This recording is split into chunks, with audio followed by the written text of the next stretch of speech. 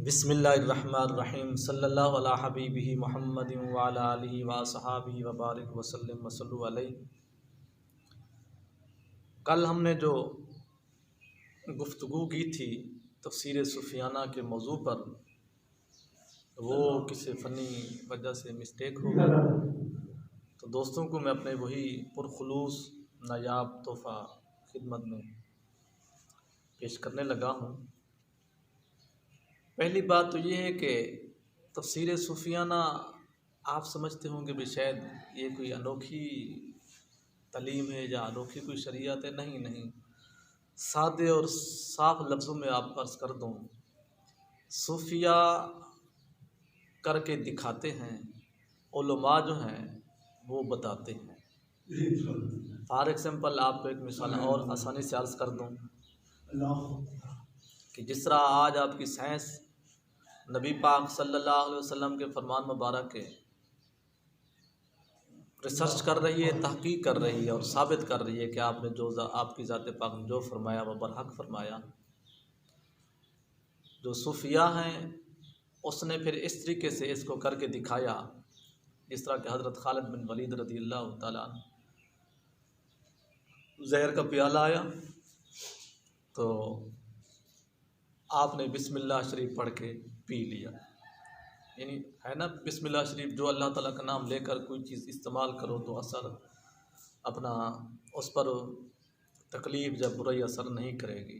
तो आपने ये साबित करके दिखाया। यानी आप जिस नहज पर इस वक्त साइंस पहुंच चुकी है, ये पाक हस्तियों से कई गुना अबव एतमाद और एतकाद और तवक्कल के मंज़िल पर फायज थे।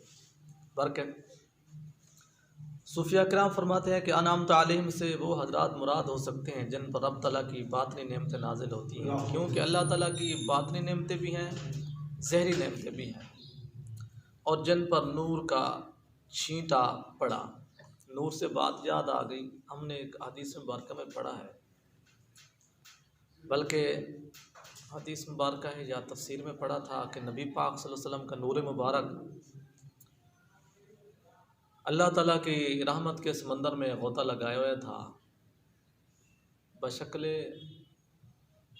पता नहीं पर मुबारक का लफ्ज़ आया है कि जब उस रहमत के समंदर से आपके नूर अक़दस ने ऊपर आए अपने परों को झाड़ा, तो जिस पर आपके नूर मुक़द्दस का छींटा आया तो वो वली, नबी, गौस, कुतुब, उलमा व फज़ा बने। तो और जिन पर नूर का छींटा पड़ा, क्योंकि मिशकात शरीफ बाबुल ईमान बिल क़दर में है कि हक़ ताला ने सैयद आदम अलैहिस्सलाम की पुश्त मुबारक से तमाम रूहों को निकाला। अल्लाह ताला ने निकाला था आपकी पुश्त मुबारक से। भला कब? जब अल्लाह ताला ने अहद मीसाक लिया था। कुरान करीम सूरत अल आराफ 9वां पारा, वइज़ा अख़ज़ रब्बुका मिन बनी आदम मिन ज़ुहूरिहिम ज़ुर्रिय्यतहुम व अशहदहुम अला अनफुसिहिम अलस्तु बिरब्बिकुम क़ालू बला अलस्तु बिरब्बिकुम, क्या मैं तुम्हारा रब हूँ? उस वक्त यानी कि तमाम रूह ने लफ्ज़ बला कहा कि हाँ तुम हमारा रब है। एक और बात भी जहन में रखिएगा, कायनात में हज़रत आदम अलैहिस्सलाम से लेकर इस टाइम तक जितने भी खा वो काफिर के रूह हैं या यहूदियों की हैं या अंग्रेज़ों की हैं, सिखों की हैं, जिस किस्म की भी औलाद जब वो पैदा होती है तो वो फितरत इस्लाम पर पैदा होती है। फिर उसके वालिदैन की मर्ज़ी उसको मजूसी बना दें, यहूदी बना दें, ईसाई बना दें, हिंदू बना दें, सिख बना दें। एक बात। दूसरी बात फिर ये है कि मुमकिन है आपके भी दिल में कभी सवाल आया होगा कि ये जो फिर कुफ़ार के बच्चे हैं इनका क्या बनेगा। दो हमने कौल पढ़े हैं। एक तो ये है कि ये जो कुफ़ार के नाबालग बच्चे हैं, बलूगत की उम्र जो है तकरीबन 12 साल 13 साल है, 14, इससे पहले कुफ़ार के जो बच्चे मर जाते हैं वो जन्नत में जाएंगे। दूसरा कौल है कि वो जहन्नम में जाएंगे, लेकिन जिस कौल पर इत्तेफाक है तो वो ये है कि ये जन्नत में जाएंगे और जन्नती लोगों के ये खुद्दाम खादिम होंगे। तो लिहाजा हज़रत आदम अलैहिस्सलाम के पुश्त तमाम गुरुओं को निकाला, फिर इन पर नूर का छींटा दिया। बाज़ लोग पर वो नूर पड़ा और बाज़ इससे महरूम रहे। जिन पर नूर पहुंचा वो हिदायत पर आ जाएंगे। दूसरे लफ्ज़ में यूँ समझें कि उस पर, उस रूह पर जो नूर पड़ा था वो सब के सब मोमिन होंगे, मुसलमान होंगे और जन्नती बनेंगे, और जो इससे महरूम रहे वो गुमराही में ही रहेंगे। कामिलीन हक़ बात को इसी नूर से मालूम कर लेते हैं। हमारी आँखें भी तो हैं ना, जो अल्लाह ताला के वलियों की आँखें हैं, ज़ाहिरन तो हमारे जैसे इंसान ही होते हैं, लेकिन बैठे वो ज़मीन पर होते हैं, नज़र उनकी अर्श-ओ-ला पर पहुँच रही होती है। बैठे वो ज़मीन पर होते हैं तो नज़र उनकी मशरक़ की तरफ मशरक़ पर पड़ रही होती है। हज़ूर गौस पाक फरमाते हैं ना कि अगर मेरा कोई मुरीद का तहमत मशरक़ में खुल जाए, मैं बगदाद में बैठकर उसी का तहमत ठीक कर दूँगा। नज़र पड़ रही है तो फरमा रहे हैं ना, ताकत है तो फरमा रहे हैं ना। और आमतुल मुस्लिमीन इनकी पैरवी करके हिदायत पाए जाते हैं। अल्हम्दुलिल्लाह रब्बिल आलमीन। हम सब का ईमान और अक़ीदा है, मसलक है कि हम अपने उलमा औलिया के नक्शे कदम पर चल कर ही अपने आप को हिदायत याफ्ता समझते हैं, क्योंकि इनका जो रास्ता है वो अल्लाह ताला का इनाम याफ्ता रास्ता है। लेकिन जो इनसे अलग रहा वो तारीकी में रहा। लिहाजा अनअमता से मुराद औलिया और सालिकिन राह हैं। सूफिया कराम के नज़दीक कुफ़ार अनअमता अलैहिम में दाखिल ही नहीं है। क्लियर बात है।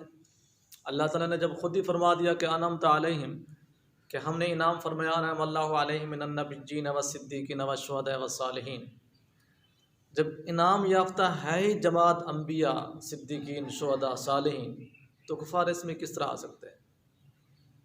इनाम याफ्ता जमात में आने की सबसे पहली शर्त ईमान है, क्योंकि इन्हीं किसी किस्म की नेमत दी ही ना गई। ये दुनियावी नेमत माल और औलाद वग़ैरह मुसलमानों के लिए नेमत है और कुफ़ार के वास्ते ज़हमत है। दूसरी बात ये भी है, मुसलमानों के लिए भला किस तरह नेमतें हैं। एक आदमी है, उसके बाद जब पैसा आता है उस पैसे से वो मसाजिद बनाता है, जिसके सबब उसके दर्जात बुलंद होते हैं, अल्लाह ताला उसको जन्नत में मकाम अता फरमाएगा। और या फिर मदरसा बनवाता है, किसी गरीब मिस्कीन की खिदमत करता है, आलिम दीन की खिदमत करता है, तलबा की खिदमत करता है, तो उसके सबब से उसको दिन ब दिन नेकियां ही मिल रही हैं ना, दर्जात बुलंदी हो रहे हैं ना। तो काफिर के वास्ते ज़हमत इसलिए है कि काफिर जिस नाज रास्ते पर खड़ा है उसमें उसके मुताबिक तो जहन्नमी है।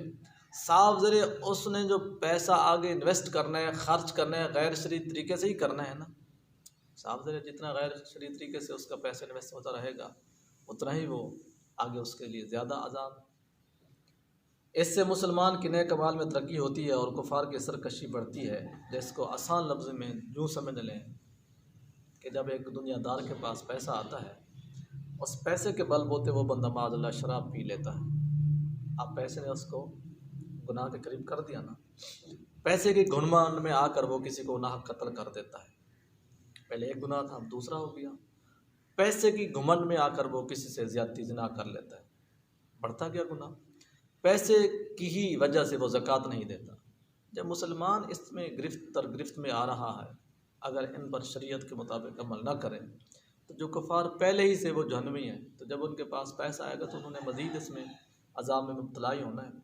कुरान पाक खुद फरमाता है कि वला यहसबन्नल्लज़ीना कफ़रू अन्नमा नुम्ली लहुम खैरुल लिअन्फुसिहिम इन्नमा नुम्ली लहुम लियज़्दादू इस्मा। सूरह आल इमरान 178 आयत नंबर। इसकी यूँ मिसाल समझो कि एक शख्स ने अपने दोस्त को ख़ास हलवा खिलाया और दुश्मन को जहर आलूद खिलवाया। दोनों को हलवा ही दिया। दोस्त के वास्ते वो रहमत और दुश्मन के वास्ते ज़हमत है। या यूँ समझो कि एक ही हलवे में से तंदुरुस्त और बीमार ने खाया, लेकिन इससे बीमार की बीमारी बढ़ गई, तंदुरुस्त को ताकत पहुँची। कोई बंदा जब मरीज़ होता है, बीमार होता है, तो हालांकि वही ग़िज़ा वो आम रूटीन में भी खा रहा है ना, तो अगर उसको डॉक्टर जो हकीम मना कर देते हैं कि आपने ये नहीं खाने, तो हालांकि वही पकीज़ा ग़िज़ा होती है, सही ग़िज़ा होती है, साफ़ शफाफ ग़िज़ा होती है, वो बंदा खा लेता है। आप इसको और समझ लें, खाना 24 घंटे हम खाते हैं, रोटी खाते हैं ना, तो जब बंदे को बुखार होता है तो डॉक्टर इसको मना करते हैं। वो भूख में आकर खाना खा लेता है, रोटी खा लेता है, तो बुखार उसका उसकी रोटी खाने की वजह से ज़्यादा होता है। मतलब अब उसके लिए खाना जो है ना, रोटी जो है ना, वो रहमत बनी। इस तरह एक ही नेमत मुसलमान और काफिर को मिलती है, लेकिन काफिर को कुफर की बीमारी है जिसकी वजह से इसके लिए ये जहर है। सूफ़ी किराम इस आयत की बिना पर फरमाते हैं कि हर मुसाफिर तरीक़त को पीर की ज़रूरत है। अल्हम्दुलिल्लाह रब्बिल आलमीन, हम पीरों वाले हैं, पीर परस्त हैं। अल्लाह ताला का करम और फजल है। आजकल ऐसे भी समझदार अपने आप को कहलवाते हैं, जब हम उनसे पूछते हैं यार तुम किसके मुरीद हो, वो कहते हैं भला मुरीद क्या, मुरीद होता क्या है। उनको पहले तो ये पता नहीं है। जब हम थोड़ी सी डिटेल अर्ज़ करते हैं, जब बताते हैं तो वो बताते हैं हम नबी पाक सल्लल्लाहु अलैहि वसल्लम के ही मुरीद हैं। हम कहते हैं वाह तेरी सोच, तेरी दनायत। इसका मतलब है फिर तेरा इल्म और तेरा तकवा, तेरी परहेज़गारी, तेरा तवक्ल हज़रत गौस पाक से ज़्यादा है, जो आपने भी अपने शेख को पकड़ा, हज़रत शेख हज़रत अबू सईद। इस तरह ज़ोहुल अंबिया हज़रत बाबा फरीदुल मसूद गंज शकर से रहमतुल्लाह ताला, क्या आप अपने शेख के मुरीद नहीं हुए? हज़रत ख्वाजा अजमेरी से रहमतुल्लाह ताला, हज़रत बहुद्दीन ज़करिया मुल्तानी से रहमतुल्लाह, मतलब हज़ारों नहीं लाखों करोड़ों की तादाद में बुजुर्गान दिन। क्या ये आजकल के ये जो कलमा को हम मुसलमान हैं एक नेकी करते हैं तो 10 गुनाह करते हैं, क्या वो उनसे इल्म में कम थे, अमल में कम थे, परहेज़गारी में कम थे? लेकिन उन पाक हस्तियों ने अपने शेख के हाथ में हाथ दिया और राह सलूक की मंज़िल को आसान और तय किया। तो दोस्त, कोई माने या ना माने, साहबा नबी पाक सल्लल्लाहु अलैहि वसल्लम के खुद ही मुरीद बने, ठीक है जनाब। जितने बुजुर्गान दिन गुजरे हैं, खास सिलसिला नक्शबंदिया, सोहरवर्दिया, कादिया, चिश्तिया, जितने भी सलासिल हैं, सब मुरीद हैं अपने शेखीन के। फिर वो आगे मुरीद करते हैं। दस्त बैत का जो सबूत है वो कुरान हदीस से बिल्कुल वाज़ेह अयां बयां साबित है। हमने अहादीस मुबारका में पढ़ा है, अर्रफ़ीक़ु सुम्मत तरीक़, पहले मुर्शिद पकड़ फिर मुरीद हो। तो एक तो हदीस पाक में हमने ये भी पढ़ा है कि जिसका पीर नहीं है उसका शैतान पीर है, इसमें कोई शक नहीं। तो लिहाजा जो हमारी ये गुफ्तगू दोस्त सुनते हैं या जिन पर पहुँचेगी, खुदारा खुदारा खुदारा वो अपने मुरीद होने का सोचें। बाज़ दोस्तों से हम ये भी सुनते हैं, बस हमारे दादा अबू अजदाद जो है ना फ़लाँ बुज़ुर्ग के मुरीद थे, फ़लाँ के अक़ीदतमंद थे, बस हम उन्हीं के हैं। दोस्त, ज़बान से अगर मुरीद होना होता तो सहाबा नबी पाक सल्लल्लाहु अलैहि वसल्लम के हाथ में हाथ क्यों देते? अगर ज़बान से मुरीद होना मुतसव्विर होता तो फिर हज़रत बाबा फरीदुद्दीन गंज शकर से रहमतुल्लाह ताला दिल्ली क्यों जाते, ख्वाजा अजमेरी साहब खुरासान क्यों जाते, हज़ूर दाता साहब शाम क्यों जाते? ये हज़ारों मिसालें। हज़रत बहुद्दीन ज़करिया मुल्तानी साहब अपने शेख की मुरीद होने के लिए इराक़ गए। ये सब हज़रत पीर मेहर अली शाह से सियाल शरीफ, पीर पठान से तौसे से डीजी खान से ज़िला भावरनगर हमारे खरल पीर की बारगाह में। मतलब अगर क्या हम लोग अक़ीदत नहीं रखते? हर हमारा ईमान और अक़ीदा है। ये शेर हम इसलिए तो पढ़ते हैं कि खाक पाए गौसुल आज़म ज़ेर साया हर वली, यानी हमारी हर वली पर अक़ीदत है और ईमान रखते हैं, बड़ी एतकाद रखते हैं। लेकिन मुरीद होना बहुत ज़रूरी है, क्योंकि कल क़यामत वाले दिन कुरान पाक भी यही फरमाता है हदीस मुबारका में भी आया है कि हर इंसान को उसके इमाम के सबब जो है ना बुलाया जाएगा। यौम नदउ कुल्ला उनासिम बिइमामिही। मौलाना रूम से फरमाते हैं, पीर रा बगुज़ी के बे पीर ई सफ़र हस्त बस पर आफ पुर आफत खौफ ख़तर, यानी रहनुमा पकड़े के बग़ैर रहनुमा के ये सफ़र आफतों खौफ और ख़तरे से भरपूर है। बग़ैर पीर कामिल के ये रास्ता जो है ना बहुत कठिन है, और बल्कि पता नहीं कितने बुज़ुर्ग बेरा रवि का शिकार होकर बग़ैर पीर के होकर गुमराह और जहन्नम वासिल हुए। चूँ गिरफ्ती पीर हैं तस्लीम शो, हम चो मूसा ज़ेरे हुक्म खिज़र रहो। जब मुर्शिद पकड़े तो तस्लीम शो, यानी उनके नक्शे कदम पर, उनके हुक्म पर अमल कर बस। मिसल हज़रत मूसा अलैहिस्सलाम के खिज़र अलैहिस्सलाम का हुक्म का पाबंद रहे। बड़ी दिलचस्प वाक़या है सूरह कहफ में कि मूसा कलीम रसूल मुरसल साहिब किताब शरीयत हो के खिज़र अलैहिस्सलाम के पास गए चंद इल्म के लिए, बख़सूस इल्म के लिए। तो जब नबी जाते हैं तो भला हम और आप कौन हैं? इंशाअल्लाह पीर की ज़रूरत हम बैत की आयतों में बयान करेंगे, यानी जहाँ कुरान करीम में आई हैं बैत के सिलसिले के बारे में आयातें। अच्छा, मसला ऐसा से इंशाअल्लाह ये भी मालूम हुआ कि मुसलमानों का इज्मा यानी किसी मसले पर इत्तेफाक करना शरई दलील है। अल्लाह ताला ने इज्मा पर ही तज़किरा फरमाया ना, अनअमल्लाहु अलैहिम मिनन नबिय्यीन वस्सिद्दीकीन वशुहदा वस्सालिहीन। तो वो एक सिद्दीकीन एक का नाम तो नहीं है, नबिय्यीन एक का नाम तो नहीं है, शुहदा एक का नाम तो नहीं है। इसका मतलब है जिस काम को उम्मत मुसलमा अच्छा, नेक, साले, सही समझ ले वो काम परफेक्ट है, सही है, और उस पर अल्लाह उसके रसूल पाक सल्लल्लाहु अलैहि वसल्लम की रज़ा है।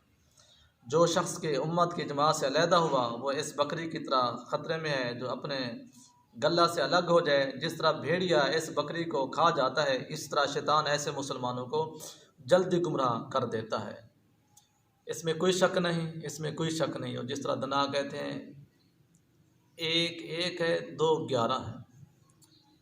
लिहाजा चाहिए कि मुसलमान को जमात के साथ रहें। अल्हम्दुलिल्लाह रब्बिल आलमीन, इस कायनात में सबसे बड़ी जमात अहले सुन्नत सवाद आज़म, जिस जमात में सहाबा, ताबीन, तबा ताबीन, आइम्मा उज़्ज़ाम, बुज़ुर्गान दीन, तमाम सलासिल के औलिया कराम, उलमा, हुफ़्फ़ा, फ़ुक़हा अल्हम्दुलिल्लाह इस जमात में है। तो हम भी अल्हम्दुलिल्लाह इसी जमात में हैं और हम अपने असलाफ़ के नक्शे कदम पर चलते हैं।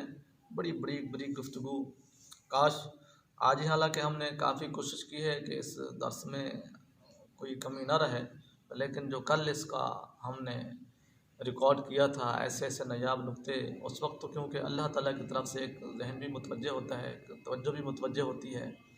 हम तो यही कहें कि उस वक्त अल्लाह ताला का ख़ास रहमत ही बरस रही होती है। पता नहीं कहाँ कहाँ से पॉइंट, बातें इल्हामी तौर पर मालिक अता फरमा देते हैं। तो बारकैफ जो भी है अल्हम्दुलिल्लाह, इसको आप खुलूस दिल से सुना भी करें, ध्यान भी दिया करें और इसको समझा भी करें। अल्लाह ताला हम सबको अमल की तौफीक अता फरमाए। व आखिरु दावाना अनिल हम्दुलिल्लाहि रब्बिल आलमीन।